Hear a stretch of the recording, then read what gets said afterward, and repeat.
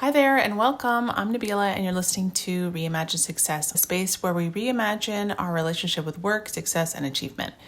We explore the stories, the strategies, and struggles of leaders, high achievers, and everyday people who are redefining what it means to thrive across the domains of our lives.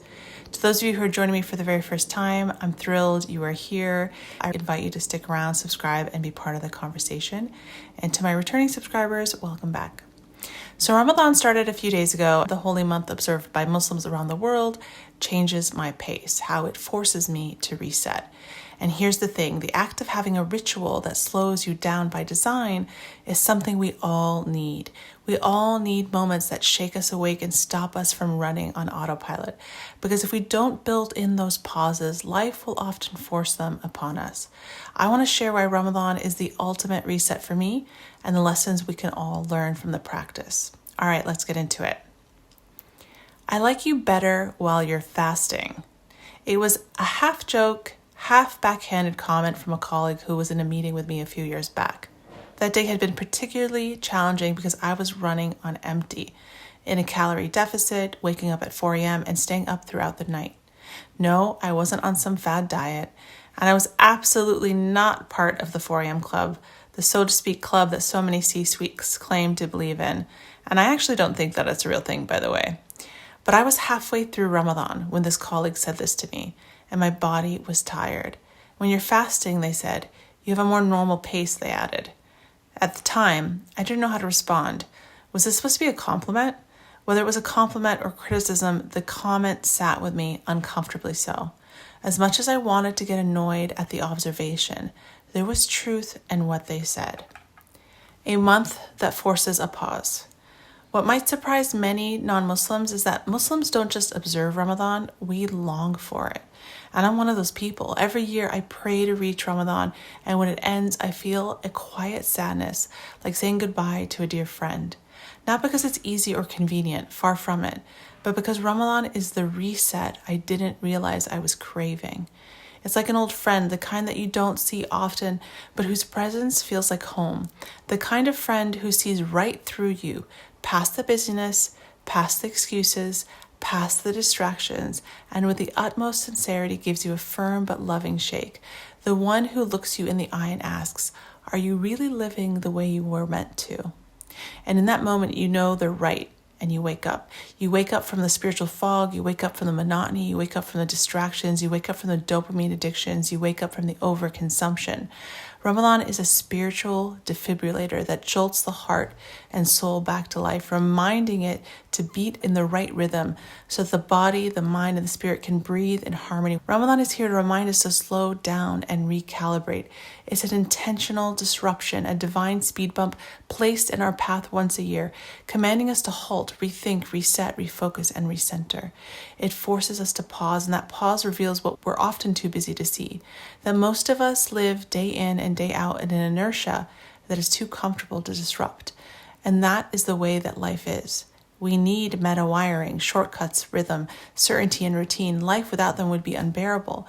But when the routines we build are simultaneously self-destructive, we need something, a stick in the wheel or an intervention moment, a wake-up call to disrupt that inertia. Ramadan is one of those intervention moments, but by no means the only one. Islam is full of intentional pauses, restarts, and opportunities to recalibrate. As Muslims, we are called to pray 5 times a day. The adhan, the call to prayer, isn't just a reminder to pray, it's a disruption, a built-in speed bump inviting us to stop whatever we're doing to recenter ourselves, to remember God, to remember why we're here. These acts of pausing, of stepping away from work, from distraction, from the endless pursuit of more. In a world that glorifies nonstop productivity, this rhythm of pause is radical. It's an act of defiance against the idea that our worth is measured by our output. And Ramadan is that on a grand scale. It's the yearly reset, the chance to recalibrate everything, not just spiritually, but how we live. Recalibrating more than just faith. Ramadan doesn't just ask us to fast from food and drink, it asks us to fast from excess. We step back from overconsumption of food, of distractions, of things that don't serve us. We try to break unhealthy habits, mindless scrolling, and indulgences that control us more than we control them. We attempt to reset, to leave behind what isn't serving us and emerge in a better place. And the real test is not just making it through the month, it's what happens after. Because Ramadan isn't meant to be a one-time recalibration. It's meant to be a model, one that we apply beyond these 30 days. The power of building a cycle of pause. In a world that moves at an unstable pace, we all need structured pauses. On a daily basis, the moments where we step away, reset, and remind ourselves of what really matters.